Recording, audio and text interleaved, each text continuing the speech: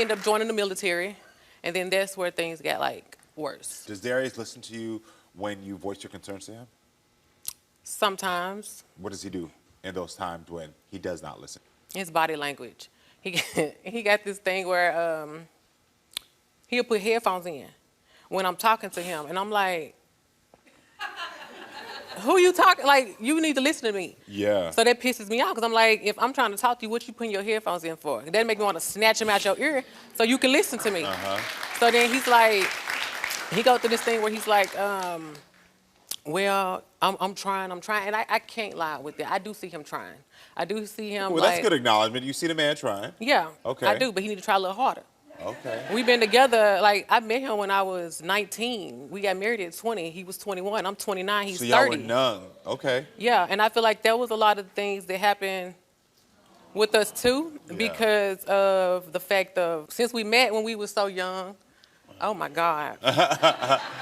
Since we met when we were so young, it was like everything went so quickly. We got married, and then like a year later, I was pregnant. And once that took place, we became parents. So we stopped connecting and started being parents. Okay. So then he went into the service. So after the service, is that when you felt like the conflict really started between you all? Mm-hmm. So after he got back, that's when the communication was done. What do you think will happen at that time?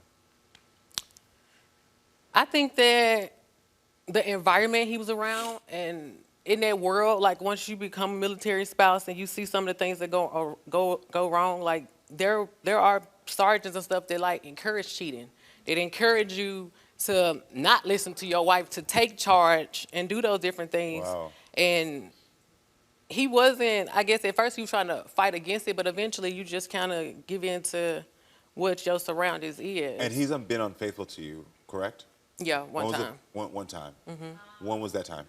After I had our daughter, I found out about the other girl. And that's the kicker. He told me. And that's why I forgave him, because I looked at it as a lot of men not coming home telling their wives they cheating on them. So I had to take that into consideration. I was like, you know what? Maybe he did feel sorry for what he did. And that's what made me forgive him. But I didn't instantly forgive him.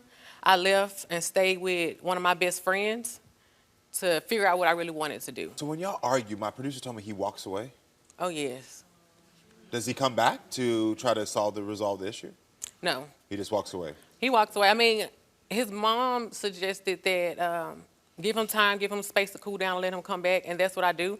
But how D get down, he don't never come back.